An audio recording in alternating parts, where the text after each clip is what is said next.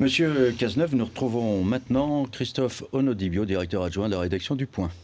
Bernard Cazeneuve, bonsoir. Bonsoir. Alors je vous ai entendu, on a tous entendu vous avez appelé à la responsabilité ceux qui sont hostiles au traité. Vous fustigez l'idée d'un non fondateur. En 2005, pourtant, vous aviez voté non au traité. Alors, c'était pas un non fondateur en 2005 ? Nous étions dans une situation très différente. En 2005, nous ne venions pas de gagner les élections. En 2005, Jacques Chirac était au pouvoir. Nous n'attendions rien de lui en matière de réorientation de la politique de l'Union européenne. Là, nous arrivons en situation de responsabilité, dans un contexte de crise extrême, et nous avons un président de la République, François Hollande, qui procède à la réorientation de la politique de l'Union européenne, et qui le fait avec de multiples fronts hostiles face à lui, les marchés, les droites européennes, tous les conservatismes que l'on sait en Europe et qui considèrent que la croissance c'est le libéralisme par l'approfondissement du marché intérieur et rien d'autre, qui considèrent que la croissance c'est le rétablissement des comptes publics dans une dimension, une approche parfois très punitive et rien d'autre. Et nous essayons de faire en sorte, face à cette réalité, de réorienter la politique de l'Union. Et parce que nous sommes portés par l'élection présidentielle, parce que le discours de François Hollande suscite un extraordinaire espoir en Europe, parce que ce que nous proposons correspond aussi à une réponse pertinente aux défis que la crise nous envoie, nous y parvenons. Et au moment où nous y parvenons, en réorientant l'Europe dans le sens de ce que je souhaitais en 2005 avec d'autres, il faudrait que ce que nous avons souhaité, que nous sommes en train de faire, nous le rendions impossible. Mais quelle est la cohérence, quel est le sens de cela ? Mais concrètement, Bernard Cazeneuve, Monsieur le Ministre, quand vous avez la réputation d'être un excellent négociateur, on parle de vous comme le berger, le bon berger des nonistes qui doit les ramener dans le troupeau moi, je ne suis pas un des oui-wistes. Mais moi je ne suis pas un négociateur. Non mais concrètement, oui. je suis non mais ça c'est des sur des formules de journalistes. Mais c'est important. Comment concrètement vous faites ? Mais je voudrais essayer de comprendre. Je vais vous dire comment concrètement vous faites quand vous avez un récalcitrant en face de vous pour lui dire il faut que tu votes oui. Est-ce qu'il ne serait pas tenté, en vous montrant cette photo, moi je me souviens, on a tous été marqués par ça, Fabius, José Bové, la construction européenne, là on avait l'impression qu'elle était stoppée, qui peuvent vous dire mais enfin Bernard, qu'est-ce que tu fais, tu te renies, qu'est-ce que vous lui dites à ce récalcitrant pour qu'il ait envie de dire oui maintenant ? Mais celui qui se renie, ce n'est pas moi. Lorsque l'on est confronté à une crise aussi profonde que celle à laquelle on est confronté, que nous avons gagné pour réorienter l'Europe, que nous engageons de toutes nos forces ce combat derrière le président de la République, dans un contexte d'hostilité, d'adversité extrême. Parce que non seulement la crise nous oppose ces défis, mais tous les conservatismes, la spéculation sur les marchés, nous sommes dans un contexte quand même historiquement singulier. Et malgré ça, nous engrangeons de premiers résultats, qui en appellent d'autres, et qui appellent par conséquent d'autres négociations, d'autres efforts. Eh bien moi je leur dis, à ceux que j'essaie de convaincre, nous sommes en train de faire ce pourquoi nous nous sommes battus depuis des années. Et nous le faisons dans un contexte extraordinairement difficile. Pourquoi elle est si difficile à vendre, cette idée de construction européenne ? Moi, je me souviens, quand j'étais tout petit, on était européens, c'était majoritaire. Et puis là, maintenant, il y a un sondage qui est sorti, quand même, sur le traité de Maastricht. 20 ans après Maastricht, si c'était à refaire, ils ne le referaient pas, les Français. Sondage IFOP, 92, traité adopté à 51%. Aujourd'hui, ce serait 36%. Oui, comment on convainc les gens que la vie est meilleure avec l'Europe que sans l'Europe ? Mais dans le même temps, où vous avez ce sondage qui témoigne non seulement de l'euroscepticisme, mais d'une forme d'euro-hostilité, il faut qualifier les choses. Vous avez un sondage qui montre que 70% des Français souhaitent absolument le maintien de l'euro. Donc c'est paradoxal. C'est le même, hein. Oui, mais bien sûr, mais donc c'est totalement paradoxal. On voit bien que ce que révèlent ces sondages qui disent des choses totalement contradictoires et absolument ambiguës, c'est une désespérance totale des peuples face à la crise. Et si on est d'accord. Oui, d'accord, mais par conséquent, lorsque la désespérance est totale, parce que la crise est profonde et que les solutions tardent à venir, on cherche un bouc émissaire. Alors le bouc émissaire, ça peut être l'étranger, ça peut être l'Europe, ça peut être plein de choses. C'est un peu par fatalisme, monsieur le ministre. Mais comme vous, d'ailleurs, vous allez signer là, ce traité qui a fait... On ne va pas le signer, il est déjà signé. Non, mais enfin, faire signer par le Parlement, ratifier par le Parlement, ce traité par fatalité, parce qu'il est là et qu'on ne peut pas faire autrement. Oui, Non. Monsieur Nadal, vous pouvez me faire dire ce que je dis. Pas ce que vous voudriez que je dise et que je ne dis pas. C'est une appréciation. Oui, c'est une appréciation, mais qui est la mienne, qui est la vôtre. Non, je suis d'accord. Mais ce n'est pas ce que je pense. Ce que je pense aujourd'hui, c'est que l'Europe est un combat. Que la réorientation pour la solidarité, la croissance, oui, l'Europe sociale, le développement durable. C'est un énorme projet. Et c'est un projet qu'on ne réussira pas en le décrétant derrière les tribunes. C'est un projet qui implique qu'on mette les mains dans le cambouis, qu'on soit autour de la table des 27 et qu'on arrive à convaincre les autres, qu'on soit constamment dans l'initiative, qu'on montre constamment le chemin, qu'on soit la France en Europe une avant-garde. Justement, je trouve très sévère, parce que je vous ai entendu dire au Front de Gauche et au PCF, par exemple, laissez-moi terminer 2 secondes. Ça implique aussi, c'est très important, que nous parvenions à faire en sorte que dans les jours, dans les semaines qui viennent, nous puissions dire voilà la suite du chemin. Voilà ce que nous voulons faire de l'Europe. Si l'Europe fait l'objet aujourd'hui d'un divorce avec les peuples, c'est pas parce que face à la crise, elle a mis trop longtemps à prendre les bonnes décisions. C'est parce que l'Europe est apparue comme une machine qui n'arrivait pas à porter un projet. Si on veut que l'Europe se réconcilie avec les peuples, il faut que l'Europe porte un projet fort. Est-ce que l'Europe va être le continent où le mieux-disant social, le mieux-disant environnemental, le salaire minimum européen, le développement durable, l'exigence environnementale, on a vu sur la question des OGM qu'il y avait des interrogations, où l'Europe est le continent de toute cette espérance, de toute cette ambition, c'est pour ça que vous dites de toute cette part de rêve. C'est ça que je veux réussir à faire. La part de rêve, mais vous avez dit par exemple aux dirigeants, vous avez exhorté c'était mardi dernier, les dirigeants du Front de Gauche et du PCF à ne pas ajouter de la crise à la crise, et surtout vous avez dit ça, on ne bâtit pas une politique en exploitant les frustrations, on conduit une politique en ayant du courage. Pourquoi vous dites qu'il manque de courage, en fait, ceux qui sont hostiles à ce traité? Je ne dis pas qu'ils en manquent, je dis que nous en avons, c'est très différent. Je ne dis pas qu'ils en manquent. On ne bâtit pas une politique en exploitant les frustrations, donc on suppose que c'est eux. On conduit une politique en ayant du courage. Mais ce que je ça pense, veut dire qu'ils n'en ont pas. Ce que je pense, si vous voulez, c'est que la gauche ne peut pas se contenter d'être derrière les banderoles en racontant que demain sera meilleur et en promettant le grand soir. Ça, je ne crois pas que c'est le rôle historique de la gauche. Le rôle historique de la gauche, c'est d'être fidèle à elle-même et d'accepter d'aller au gouvernement pour faire en sorte que les choses changent. Et dans l'exercice du gouvernement, avec l'exigence de rigueur qui a porté la parole de Pierre Mendès France en des temps bien difficiles, nous parvenions à faire en sorte que les choses changent, qu'il n'y ait pas d'inadéquation entre ce que nous voulons faire, ce que nous portons comme valeur et la réalité. Mais pour cela, il faut accepter d'ouvrir le moteur, il faut accepter de mettre les mains dans le cambouis, il faut accepter de prendre des risques, il faut accepter d'être courageux, il faut accepter de dire la vérité. Jaurès lui-même avait compris cela lorsqu'il disait partir du réel, aller à l'idéal. On commence par partir du réel, on accepte de se confronter à lui. Revenons simplement à Hollande. En 2005, il pousse Chirac à faire un référendum.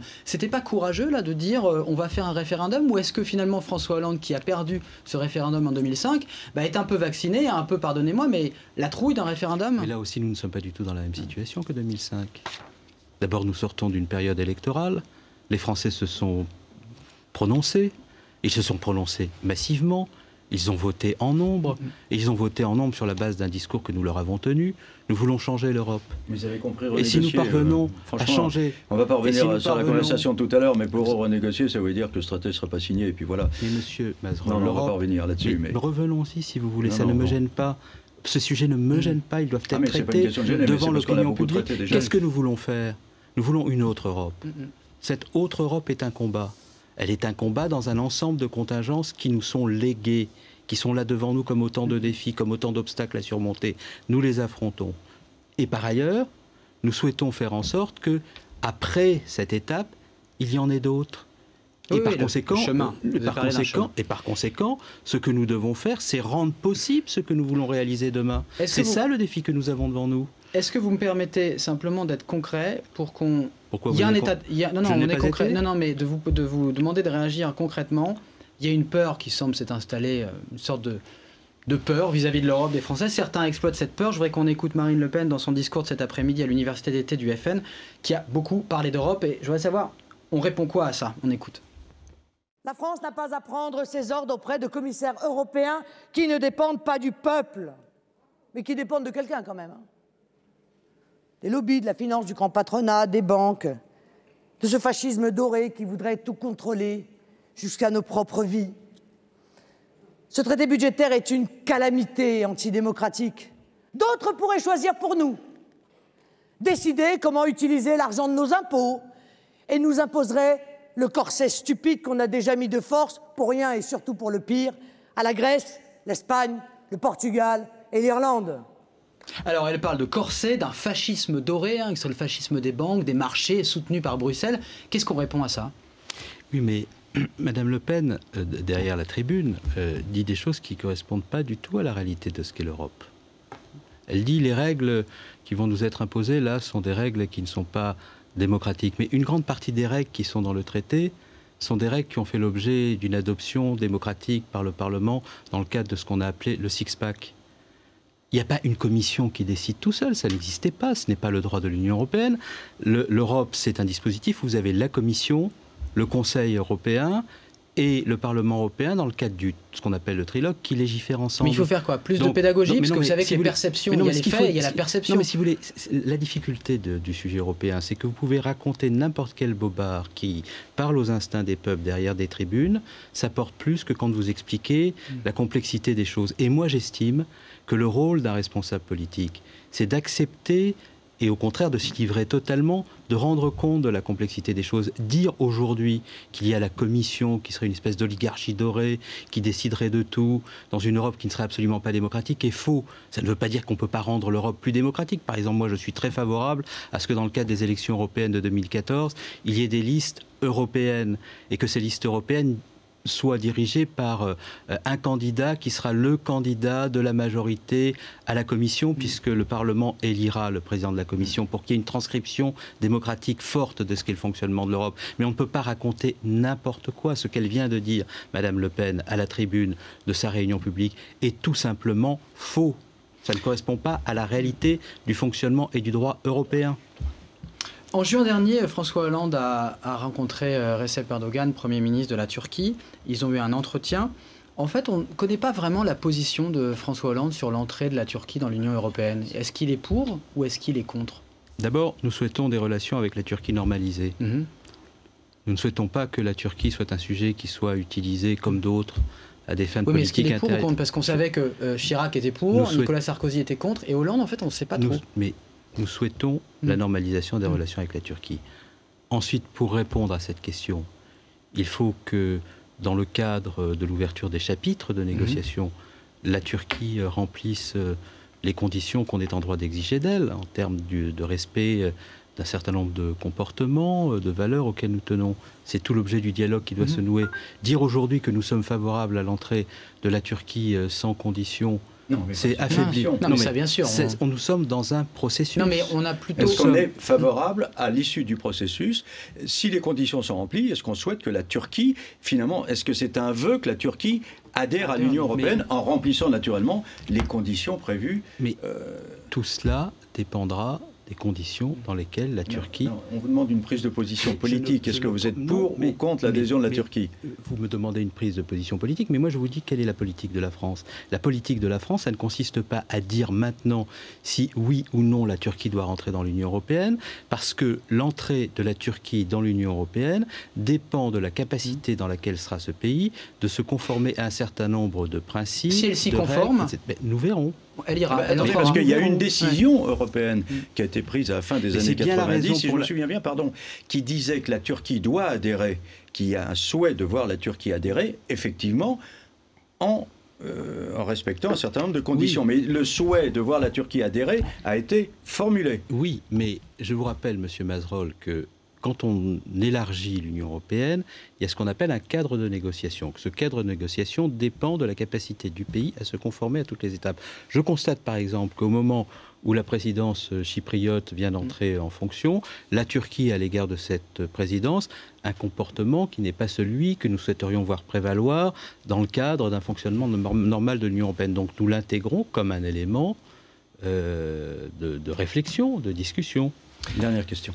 Alors, souvent, ce qui revient quand on parle d'Europe avec les gens, et tas de sondages, c'est cette peur de l'autre. Parfois, la Turquie en est une. 61% des Français ne veulent pas du vote des étrangers. C'était une promesse de campagne de François Hollande. Est-ce qu'il ne faut pas renoncer à cette promesse qui ne semble pas réalisable? Mais vous vous rendez compte que si la politique devait consister à renoncer à tout ce à quoi on croit et qui semble impossible compte tenu des contingences du moment, il n'y aurait jamais de nouvelles frontières, il n'y aurait jamais de combat. La politique ne serait rien d'autre qu'une suite de renoncements. Le Premier ministre a indiqué quelle était la méthode. Je n'ai rien à rajouter sur ce point. Non, mais quand on écoute Manuel Valls, par exemple, il dit: est-ce que c'est aujourd'hui une revendication forte dans la société française, un élément puissant d'intégration? Non. Il n'a pas l'air très motivé et on voit qu'il monte dans les sondages alors que François Hollande descend. Écoutez, un gouvernement, c'est une collégialité. Où, autour de la table du Conseil des ministres, chacun s'exprime. Ensuite, il y a des arbitrages qui sont rendus. Quand le Premier ministre a parlé, les ministres, soit ils sont en désaccord, et je rejoins assez la formule de Jean-Pierre Chevènement, ils peuvent toujours partir. Donc il doit partir, Valls ? Mais non, écoutez... là, il va contre quand même la position. Il dit non. Non, ce n'est pas ce que dit Manuel Valls. Manuel Valls dit, ce n'est pas une préoccupation immédiate. Il était dans la campagne avec nous, Manuel Valls, il s'est positionné sur ce sujet comme sur d'autres. Il considère que ce n'est pas la priorité du moment. Il l'exprime, il l'a exprimé avant que le Premier ministre... Il dit non à la question, est-ce que c'est un élément puissant d'intégration? Non. C'est son avis. Le Premier ministre, depuis, s'est exprimé, il a indiqué quelle serait la méthode, la manière dont nous travaillerions sur ce sujet.